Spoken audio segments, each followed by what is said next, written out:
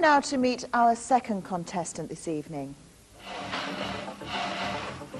My name's Dale Rhodes. I'm a bespoke tailor. I'm based in Cleckheaton, but the major benefit of my service is that I actually do go out and visit clients at their convenience. I started approximately 4 years ago. I worked for my father's business and the order books were falling, and I believed that there was actually quite a demand for bespoke suits.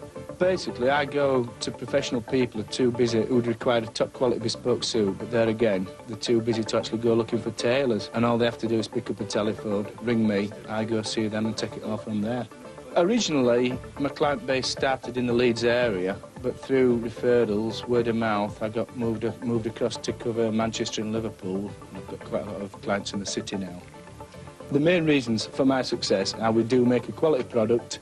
I've exploited a gap in the market, finding people who don't have the time that need this product. I've also combined that with using low overheads, keeping my costs down. I think also you've got to say that a personal touch is very important as well. Initially, it was very difficult. I started actually in the garage at home. I had a little office there, and I was making cold calls to people who'd never heard of the service and never really thought of the idea before. I'm very, very optimistic about the future. I'm planning to employ 2 more people selling within the next 12 months, and things have never really looked better. Yes, please welcome our second contestant from Cleckheaton, tailor Dale Rhodes.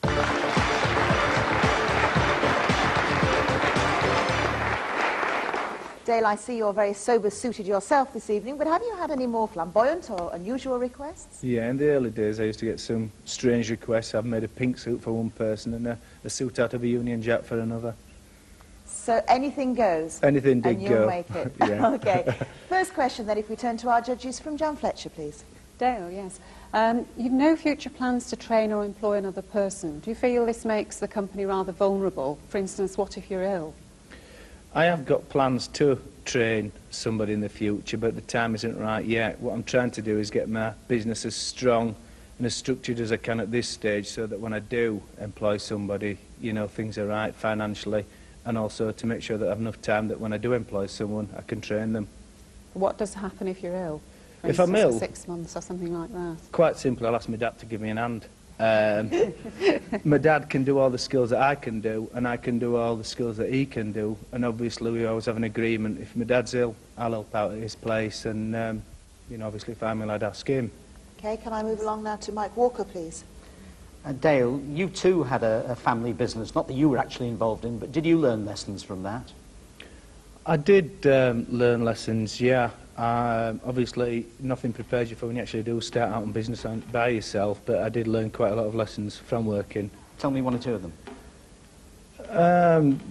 Basic cash flow, things like cash flow and things, that wasn't right before, and I've done a lot to get that right.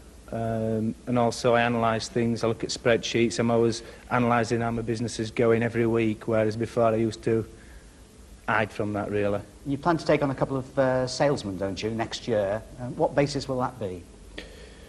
Obviously I want to start with 1 salesman first, and I want to train him in a structured way. Obviously I will pay him a basic wage and then commission for achievable targets.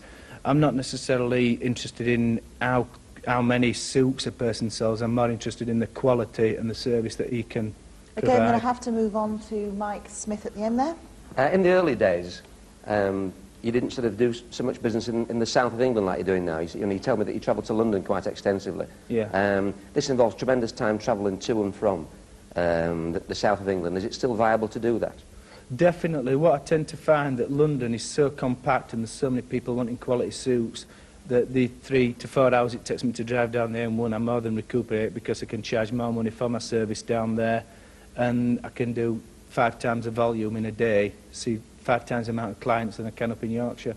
OK, well, time's up, I'm afraid, for Dale Rhodes, the bespoke tailor from Cleckheaton.